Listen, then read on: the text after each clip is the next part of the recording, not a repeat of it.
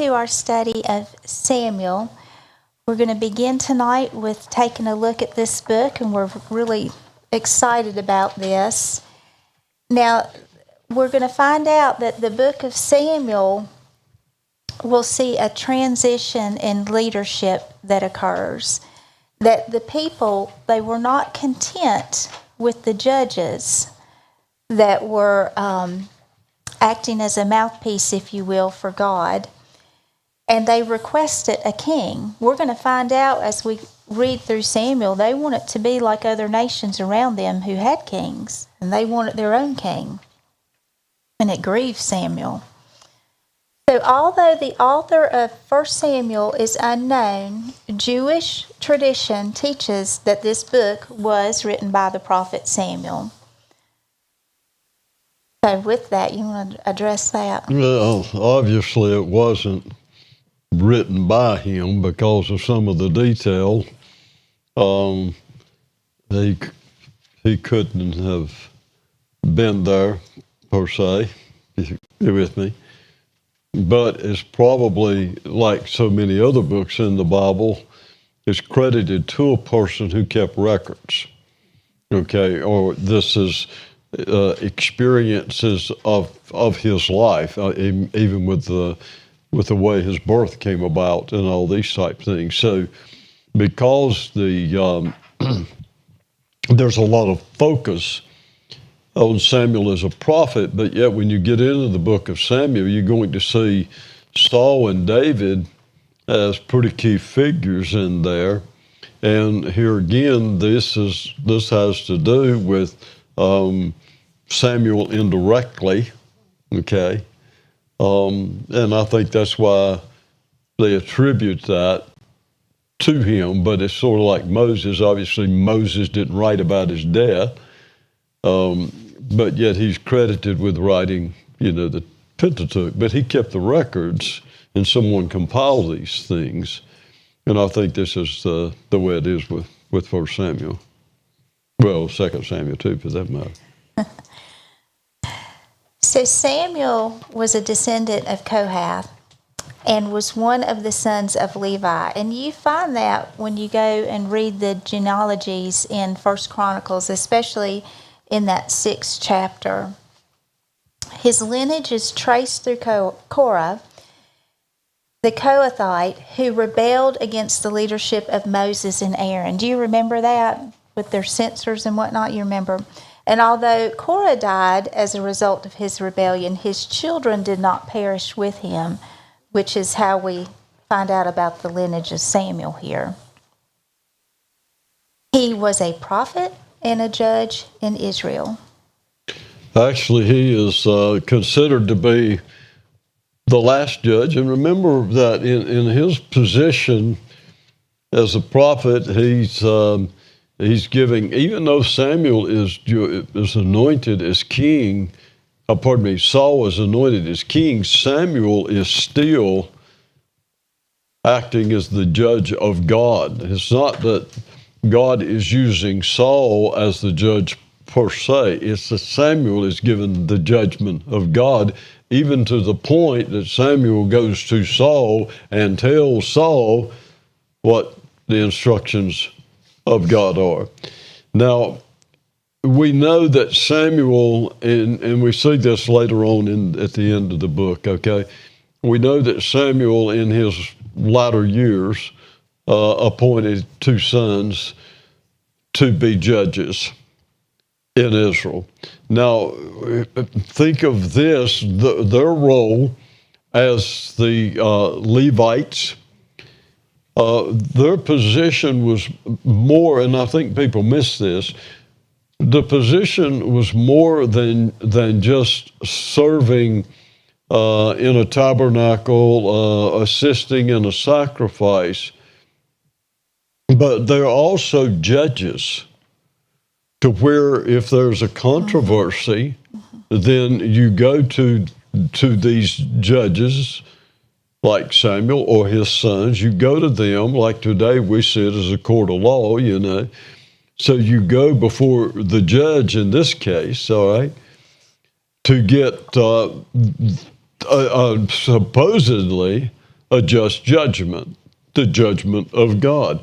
And see, if you go back to Moses, when Moses appointed judges, he gave stipulations. They not that they just don't take a bribe, they have to hate a bribe. You understand, if you hate it, then you're not tempted to go for it. Okay? They had to be men of integrity that would give a just judgment. Well, we'll find that that's not the case for Samuel's sons, okay? And that's what led to people wanting a king. But with all that said, this is where you get your transition from judge to king. Now, the problem is most of the kings were not given the judgment of God. You with me? They were doing their thing. In Judah, after the tribes split off, 10 tribes in the northern kingdom and the 2 tribes that's called Judah, which would be Judah and Benjamin. Excuse me. After they split off, the northern 10 tribes never had a good king. Never. You read the history of it. Not one good king. All of them were classified as evil. And Judah, I think, if my memory is correct, I think there were 5 that were classified as good kings, but there were only 3 kings that was really given the righteous judgment of God, that were following God with their whole heart. Okay? And that's that. Mm-hmm. If you're not following God, you're not going to give the judgment of God.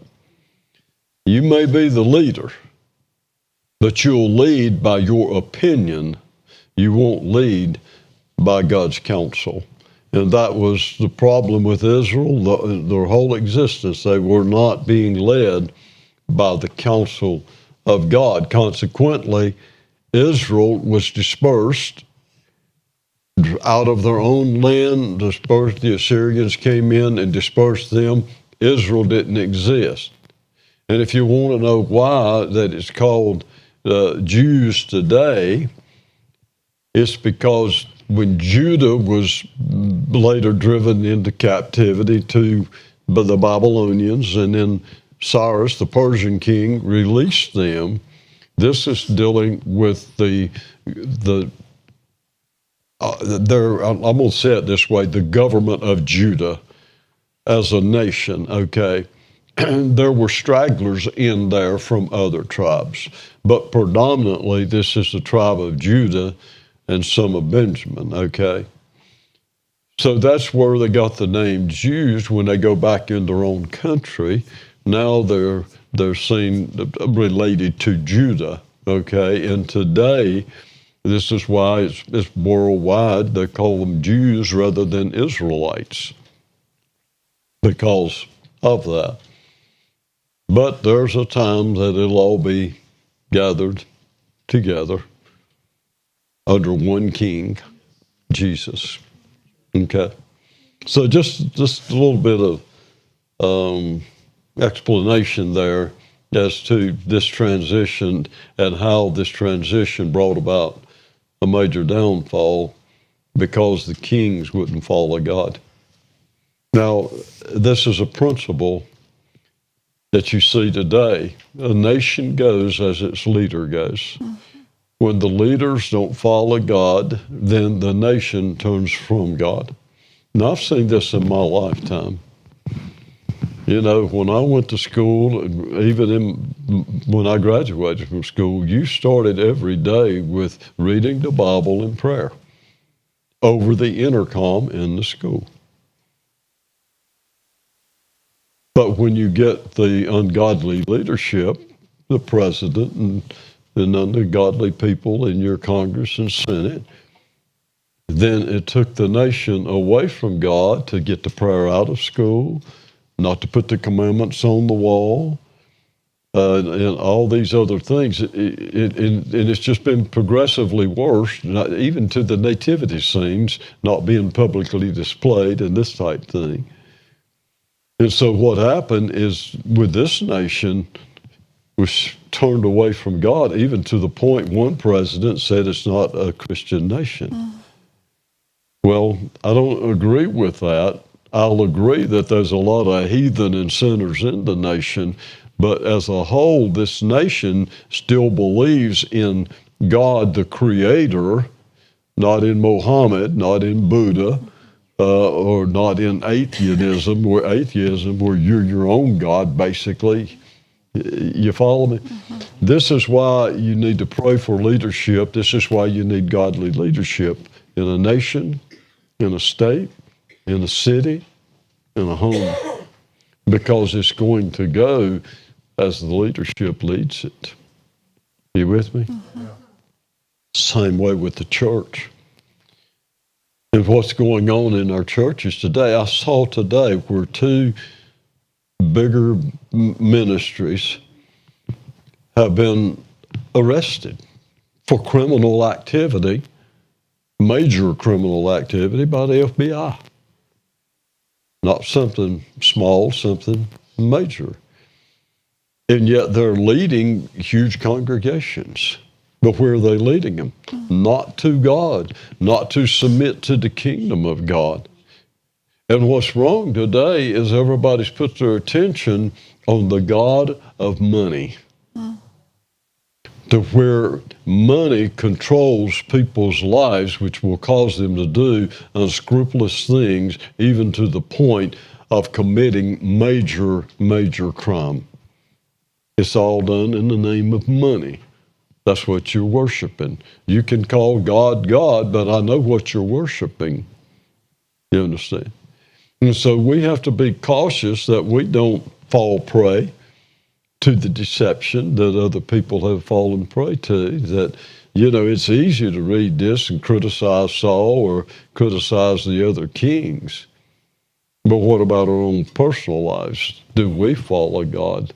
Are we under the kingdom of God? Do we follow the counsel of God? And that's what you have to see as we go through this book of Samuel, because there's excellent bad example here, but there's also excellent good example here through the prophet Samuel. This man had a reputation that is absolutely incredible. And we're going to read that as we go along. We'll comment on that, okay? Okay, are we ready? Go for it. Okay. Now there was a certain man of Ramoth-aim Zophim of Mount Ephraim, and his name was Elkanah, the son of Jeroham, the son of Elihu, the son of Tohu, the son of Zuph, an Ephrathite. Now the Ephrathite's given locations for us. He's a Levite, okay? But here we're referring to a location, a geographical location, okay?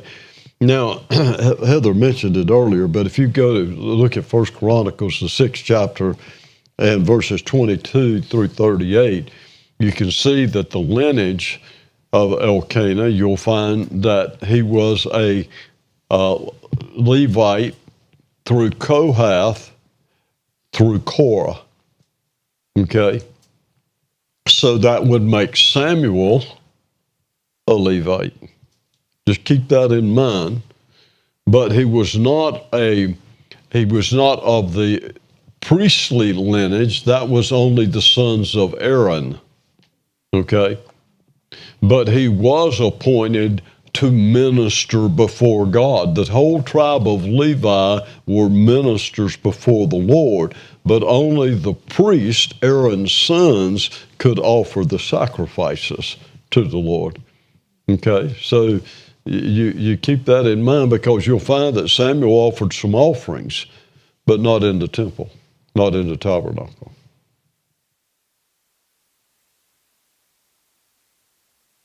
Tabernacle didn't exist as far as being set up in worship at the time.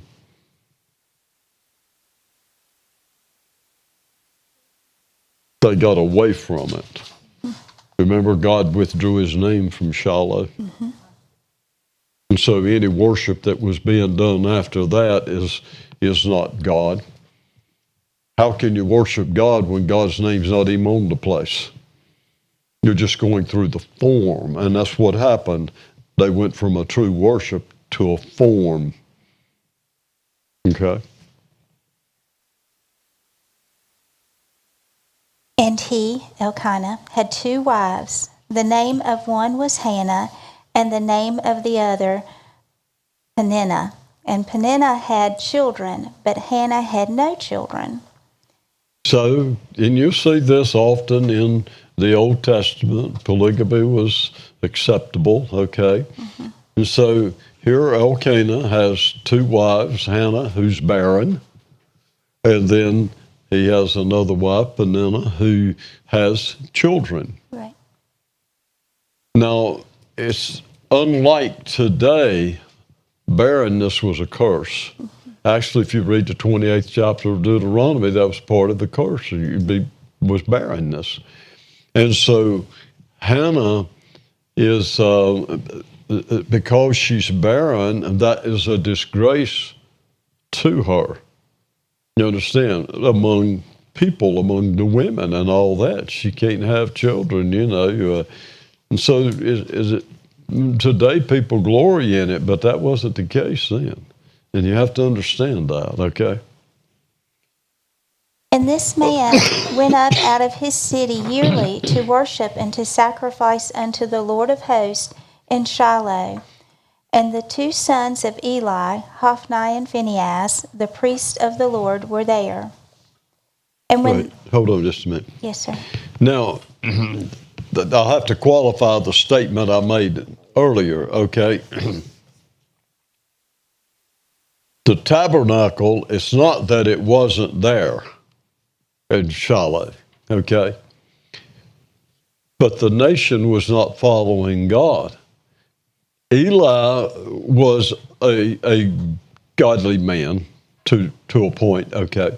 His sons were ungodly men, okay? Very ungodly men.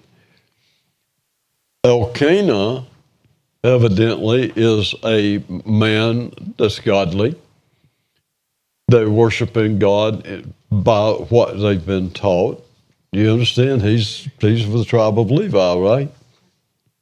So he knows something about this. So he is making that annual journey to offer sacrifice, where it says that, you know, the worship and sacrifice to the Lord of hosts. And when he goes there, Eli is at that time the high priest, but he's old, okay? And then his 2 sons, Hophni and Phinehas, are actually serving as the priest. I use that word loosely, okay? But the people are bringing their sacrifices to these 2 guys.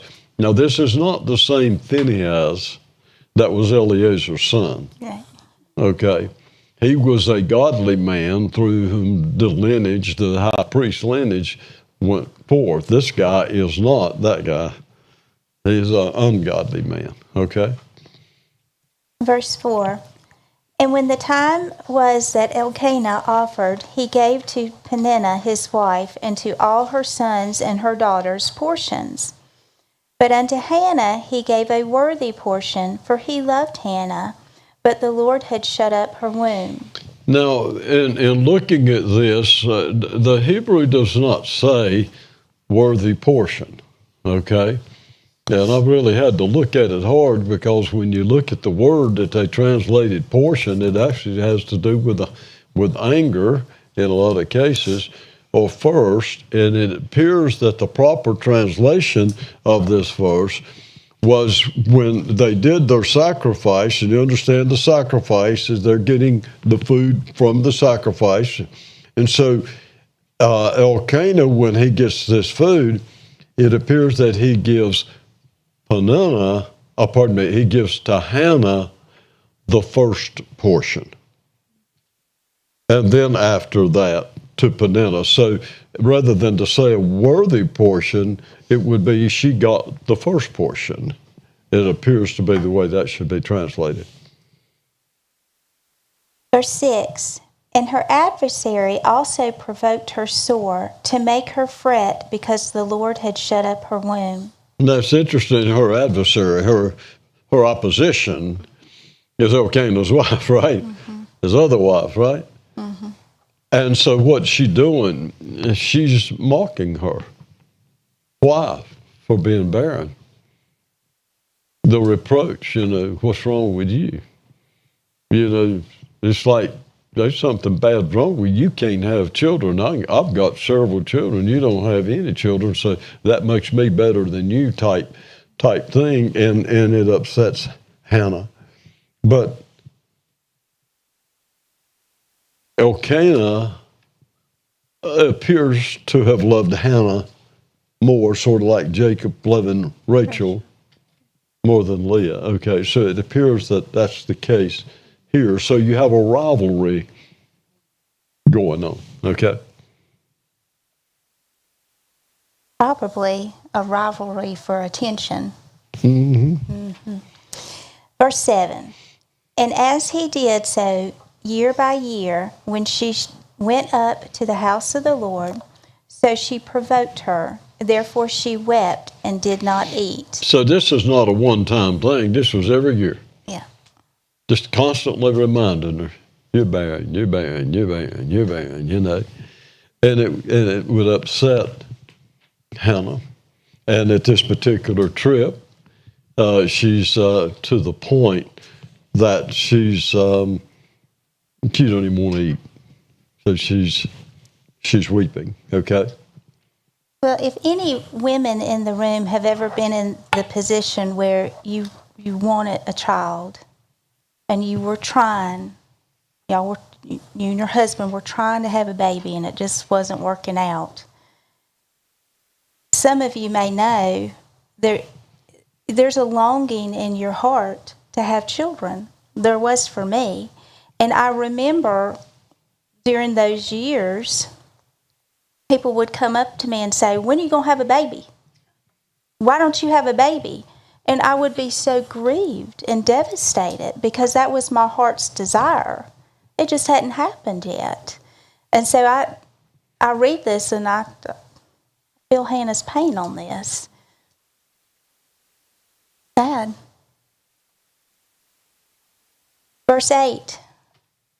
Then said Elkanah, her husband, to her, Hannah, why weepest thou, and why eatest thou not? And why is thy heart grieved? Am I not better to thee than 10 sons? Well, now you can look at that a couple different ways, Hey, you're just fortunate to have me, right? But I think what he's saying basically is am I not showing you a lot of attention, and am I not treating you well? But, when there's a reproach there, other things can't make up for that. That's right. You understand? And so nothing he can do is going to take the place of her being barren. And it's just that he's not hearing her heart in all this. You understand? And I'm sure he's trying to encourage her, but he's probably not going about it the right way. He's doing it the caveman way, right?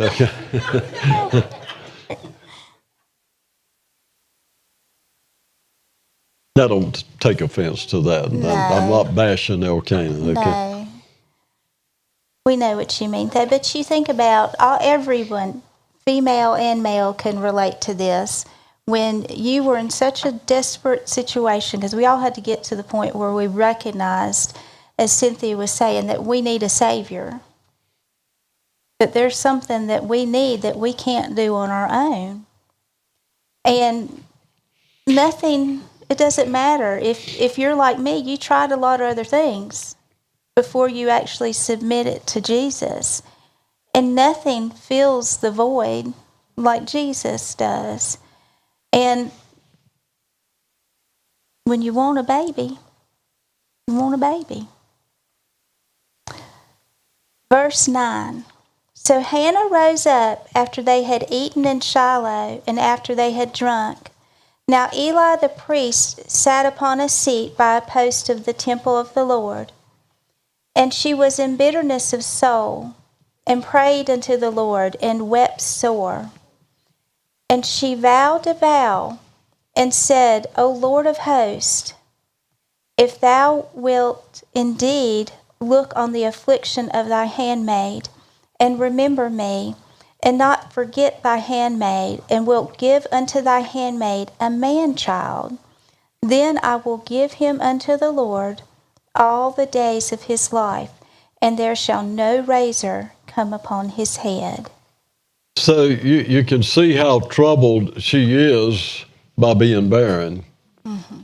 And so what do you do when you're discouraged and you're having problems? Where should you go? She went to the right place. She goes to the place that's to be representing God, right? And Eli's sitting there, and Hannah is somewhat overwhelmed in heart, okay? And her lips are moving, mm-hmm. But Eli's not hearing anything come out of her mouth.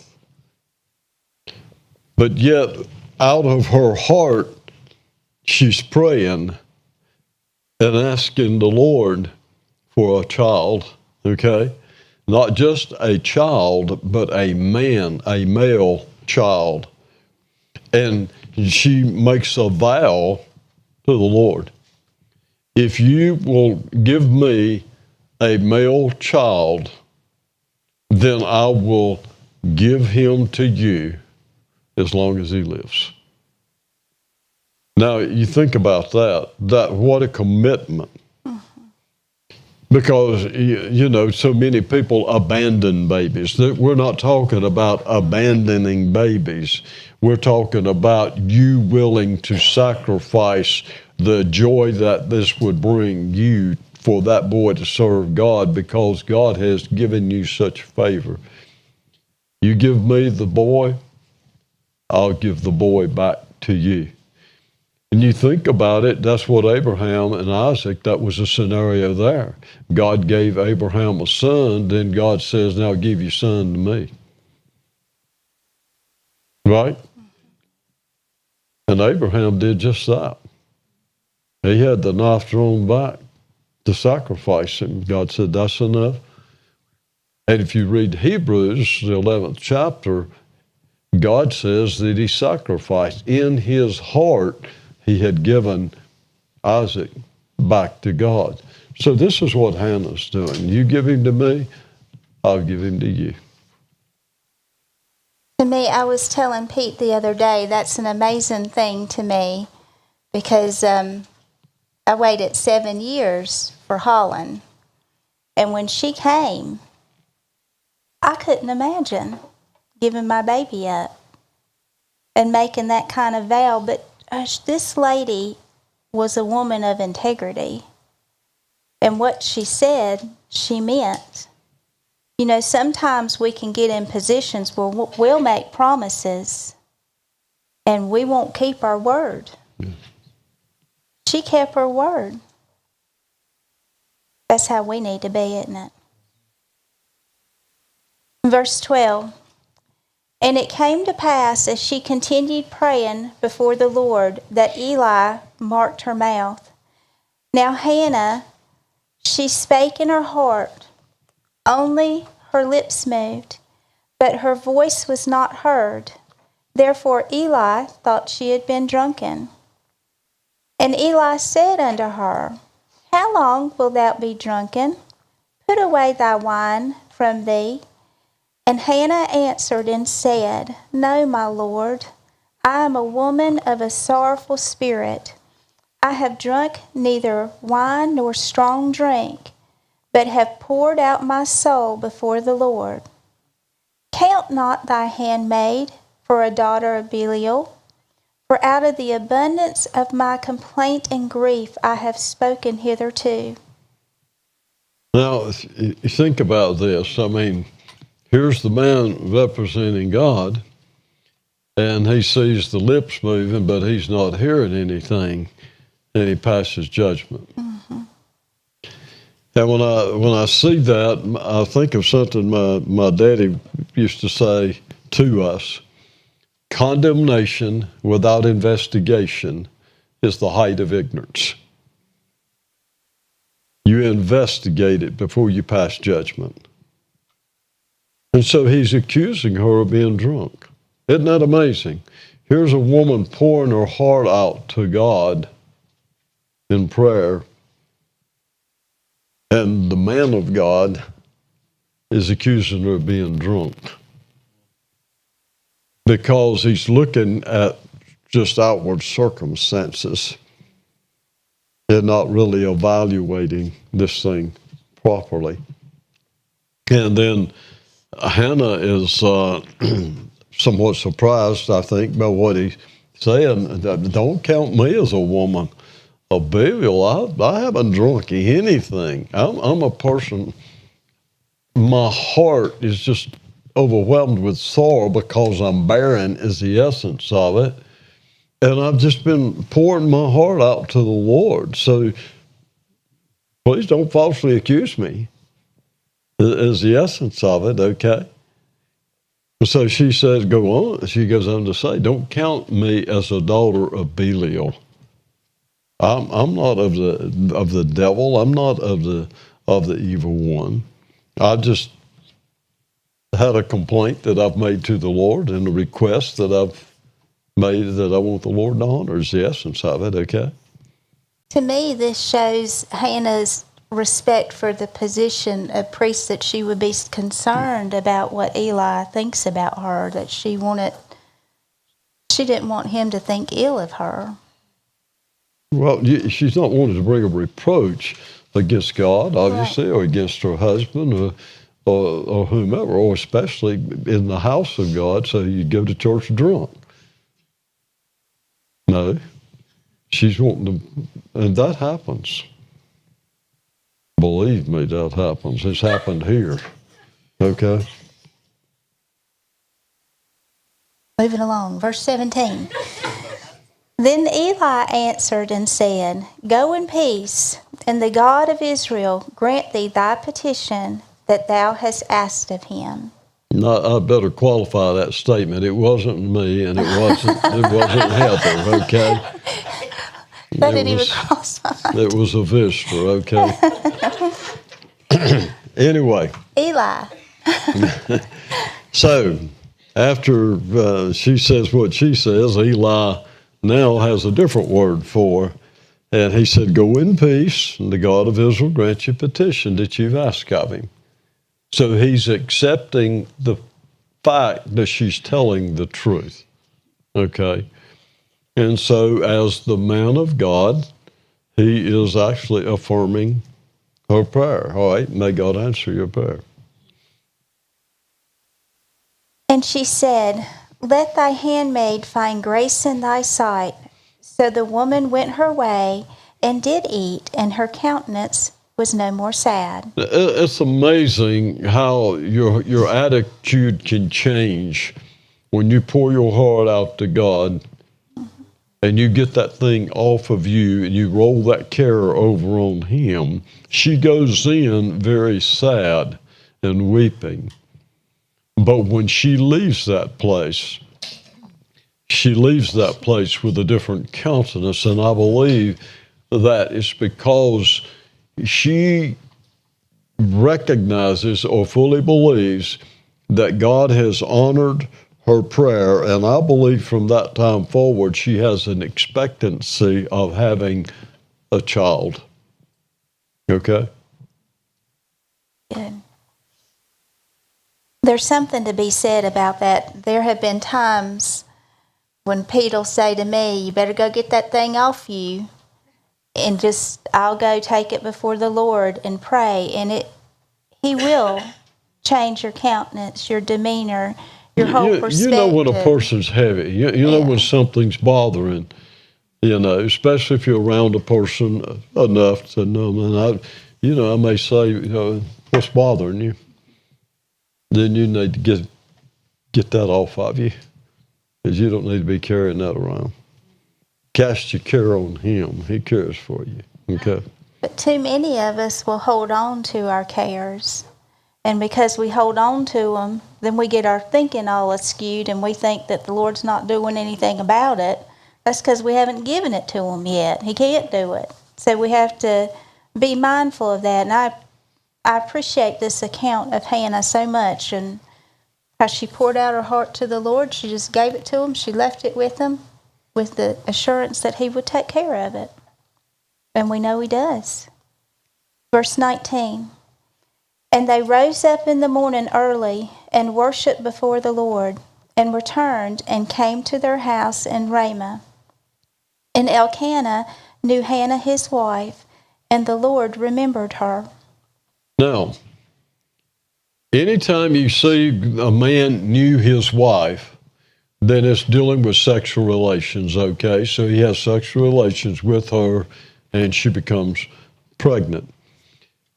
Now, when the first verse I was telling where Elkanah was from, and you get this big, long name, Ramoth and Zophah. Mm-hmm. But at all those other places in Samuel, and you'll see this mentioned many times, it's just Ramah. That his home is in Ramah.